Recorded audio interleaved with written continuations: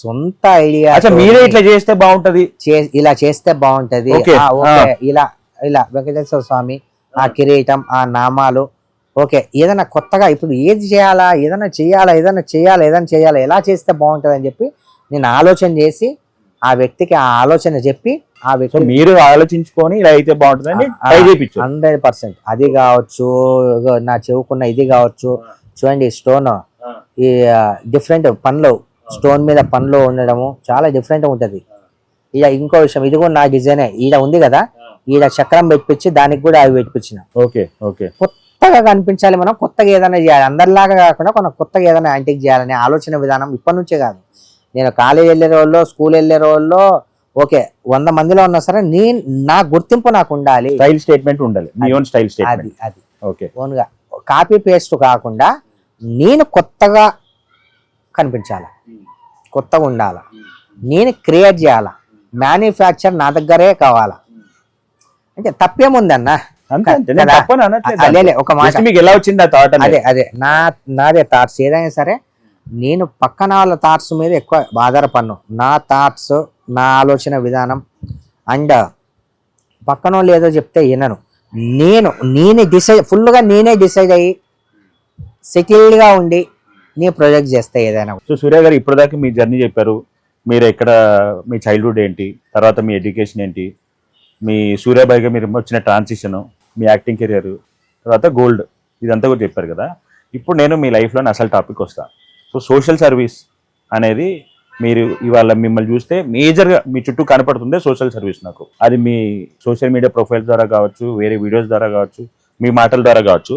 So social service చెయ్యాలి అనేది మీ మైండ్లోకి ఎప్పుడు పడింది? చిన్నప్పటి నుంచి, ఎందుకంటే మా పేరెంట్స్ కూడా సోషల్ వర్కర్సే, వాళ్ళని చూసే నేను నేర్చుకున్నాను. అంటే అది ఓకే, బట్ ఇంత అగ్రెసివ్గా ఇప్పుడు మన పక్కన వాళ్ళకి ఏదైనా ఇబ్బంది అయితే సాయం చేయటం వేరు, ఇది వేరు. మనకు సంబంధం లేకుండా, మనకి ఏ పరిచయం కూడా లేకుండా ఎక్కడో ఎవరికైనా ఏదైనా ప్రాబ్లం ఉంటే ఆ ప్రాబ్లమ్ని కూడా మీరు మీ వంతు సహాయం చేసి ఒక సోషల్ సర్వీస్ని బాగా యాక్టివ్గా తీసుకెళ్తున్నారు కదా. సో ఈ చేంజ్ ఎందుకు వచ్చింది? ఏదో ఒక కారణం ఉంటుంది. మీకు ఎప్పుడన్నా అనిపించిందా ఏదైనా ఇన్సిడెంట్ చూసి అరే సోషల్ సర్వీస్ ఉండాలి, ప్రతి మనిషి దాన్ని సోషల్ సర్వీస్ ఒక బాధ్యతగా ఫాలో అవ్వాలి అనేది ఏమన్నా మార్పు మీకు అనిపించిందా చేంజ్? 100% అన్న మా పేరెంట్స్ చేసేటోళ్ళు. అండ్ ఇంకోటి ఏంటంటే మనం భూమి మీదకి ఎందుకు వచ్చినాం, ఎందుకు పుట్టినాం, మనం ఒకరికి హాని చేయకుండా మన దగ్గర ఉన్న దాంట్లో మనమే తినకుండా కొంచెం పెడితే చాలా తృప్తి అనిపించేది నాకు నిజంగా. వాళ్ళకు కొంచెం పెట్టి వాళ్ళ ముఖంలో ఆనందం చూసి నాకు చాలా తృప్తి అనిపించింది. అండ్ అలానే కంటిన్యూగా చేయడంలో నాకు చాలా హ్యాపీనెస్గా అనిపించింది. అందుకే నా దినచర్యగా మార్చుకున్నాను. ఓకే, నాకు హ్యాపీగా ఉంటుంది అనమాట. నా దినచర్యలో ఇలా చేయడం అనేది నాకు చాలా సంతృప్తిని ఇస్తుంది, చాలా హ్యాపీగా అనిపిస్తుంది. అంటే నా ఆయుష్ కూడా పెరిగినట్టు అనిపిస్తుంది వాళ్ళ ఆశీర్వాదాల వల్ల. నేను దానికి ఎడిక్ట్ అయిపోయినా, చెయ్యాలి.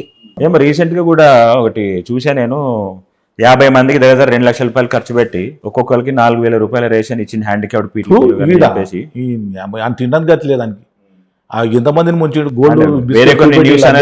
గోల్డ్ బిస్కెట్ తీసుకొచ్చి వాళ్ళు నా దగ్గరకు వచ్చారు కేసు పెడతామని. అంటే వీడియోస్ కూడా ఉన్నాయి, హ్యాండిక్యాప్డ్ పీపుల్ ఉన్నారు, ఈయన వెనుకున్నాడు, అంటున్నారు. గరీబుల దగ్గర తీసుకుని పైసలు బిస్కెట్ బంగారం చూసి పైసలు అది చేస్తానని 2 లక్షల రూపాయలు రేషన్ ఇచ్చాను నేను హ్యాండిక్యాప్డ్ గా అంటున్నాడు. వీడియో కూడా వచ్చింది. మరి దాని మీద మీ ఉద్దేశం ఏంటంటే? అవన్నీ వేస్ట్, మనకు మీకు తెలియని వాళ్ళకు అదే. అందుకే అడుగుతున్నా, మాకు ఆ చరిత్ర తెలుసు, వానికి తెలుసు, వానికి తినడానికే గతి లేదు ఆడ. అంటే నేను ఎందుకంటే ఈ మాట, వానికి 10x10 రూమ్ లో ఇంత రూమ్ లో ఉంటుండే ఆడ అంతే. వాళ్ళ దగ్గర వీళ్ళ దగ్గర డూప్లికేట్ తీసుకొని అందరి ఇందరు తీసుకొని పైసలు వాళ్ళను ముంచి వీళ్ళు అంజోడుకు నా గురించి మాట్లాడతాడు. వాళ్ళని ముంచిండు పైసలు మొత్తం. అంటే నా ఉద్దేశం ఒకటే అన్న, ఆయన ఒకవేళ ఇట్లాంటి చీటర్ అయితే, ఇట్లాంటి మోసాలు పాల్పడుతుంటే ఇప్పటికైనా ఆ నిజ స్వరూపం బయటికి రావాలా, ఇంకా నుంచి ఎవరైనా ఆయన నుంచి మోసపోకుండా ఉండాలి. బయటకు అందుకని అంటున్నా. ఇప్పుడు నీకెందుకు అదంతా గోల్నాక షాయన్ అని ఉంటాడు, నువ్వు కారు ఫోన్ చేపిస్తాను, ఏ పోనీ అన్నాడు వేస్ట్ గాడు ఆడు ఇట్లా బిస్కెట్ చూపెట్టి ఇట్లా 10 లక్షలు తీసుకున్నాడు. ఆయన దగ్గర తీసుకున్నా, వేరే వాళ్ళ దగ్గర తీసుకుంటే నా దగ్గరకు వచ్చి కంప్లీట్ ఇస్తామని. పోనీ నేను మాట్లాడిపించేస్తాంటే నేను అప్పుడు వదిలేసిన. ఇప్పుడు అంతేగాని వీడిని అప్పుడు లేకపోతే ఒత్తి పెట్టి మాట్లాడని బట్టలిపి పొల్యూషన్లో కూర్చోబెడుతుండే. ఆ రోజు బంజారాయిల్ పోలీస్ స్టేషన్ వస్తుంది, ఆడనే కంప్లైంట్ ఇప్పించి తీసుకొచ్చి ఎంత పెద్ద మోసం అది, నా దగ్గర బిస్కెట్ ఉంది అనేసి 10 లక్షలు తీసుకున్నాడు. కానీ బతికేంత వాడేంత మన గురించి మాట్లాడతాడు అని. ఆఫ్టర్ ఇల్లు కూడా లేదంట కదా, 20,000 అసలు ఎందుకంటే ఆయనకి ఎవరు లేరు వానికి. ఆడు ఎంబడి తిరిగాడు ఒక్కడికి తిరిగాడు. ఇప్పుడు కొట్టి చంపుతారు ఎవరన్నా పబ్లికే.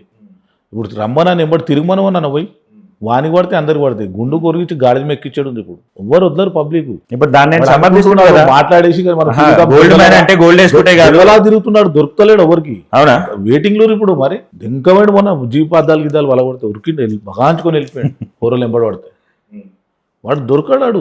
ఇప్పుడు స్టేట్మెంట్ ఇస్తున్నాడు కదా, గోల్డ్ మ్యాన్ అంటే గోల్డ్ వేసుకుంటే కాదు, మనసు గోల్డ్ లాగా ఉంటే వాళ్ళే గోల్డ్ మ్యాన్, అసలైన గోల్డ్ మ్యాన్. నేను అసలైన గోల్డ్ మ్యాన్ ని, నా వల్ల ఏమైనా సమాజానికి ఇబ్బంది జరిగింది, ఏమన్నా మోసం చేసినా అంటుంది కదా అన్న. ఏమన్నా అట్లా చేసి ఉంటే చెప్పండి కదా. మంచిదే కదా ప్రజలకు. ఆడ అసలు గోల్డ్ అయితే సరే చేసుకొని ఆడికి మంచి గోల్డ్ సరే నీకు బంగారం మంచిదేరా. నువ్వు గోల్డ్ చూపెట్టి పైసలు ఎందుకు తీసుకోవాలి 10 లక్షలు కొంత. నువ్వు అంత మోసాలు లెక్కలు ఎందుకు చేయాలి? ఆడు నా గురించి మాట్లాడడానికి ఎంత ధైర్యం. ఆఫ్టర్ చిల్లర్ ఆడాడు. చిన్న చిన్న పూరలు ఎంబడి తిని చిన్న చిన్న సీరియల్లో ఇంత క్యారెక్టర్ చేసుకొని బతికే ఉండవాడు. ఆడు మా గురించా? హైదరాబాద్ సికింద్రాబాద్లో 400 మంది పైల్వాన్లు నాయన షాయిరత్లు అందరు కొడతామంటు పెద్ద పెద్ద మాట్లాడి. మీరు చూసారా? స్టేట్మెంట్ ఇచ్చాడు, నేను చూడలేను. ఆయన స్టేట్మెంట్ ఏమన్నాడంటే, ఆయన దగ్గర ఉన్నాయి కూడా అన్ని గోల్డ్ ఏం కాదు, మస్ట్ ఐటమ్ ఇట్లాంటివి ఉంటే ఊరికనే ఇట్లా షూ ఇదేమైనా ఉన్నప్పుడు, ఈ టెస్టింగ్ ఉన్నప్పుడు అట్లాంటివి ఏమైనా ఉంటే ఆ ఒరిజినల్ గోల్డ్ మటుకు వేసుకొస్తాడు, మిగతా అంతా డూప్లికేట్లు చాలా ఉన్నాయని అంటున్నాడు. జగడుకు చూసారా మీరు స్టేట్మెంట్ వచ్చి కాళ్ళు మొక్కి వచ్చి తప్పైందని నీ కొడుకులాగా అన్నానా తప్పైంది అనేసి కాళ్ళు మొక్కి కూర్చున్నాడు. కాదని వాళ్ళ అమ్మ మీద ఒట్టు తిని మన జోడుకుని ఇది కాదని నేను ఇది అనలేని అన్న దగ్గరికి పోయాను అనుమని ఆయనకి ఎక్కడ ధైర్యం. ఆఫ్టర్ ఎక్కడోడాడు ఆయనకి హైదరాబాద్ ఆయన ఏ ధైర్యంతో మేము ఇట్లా స్టేట్మెంట్లు ఇస్తున్నాడు? మీరు ఆయన అంటే వదిలేస్తున్నారు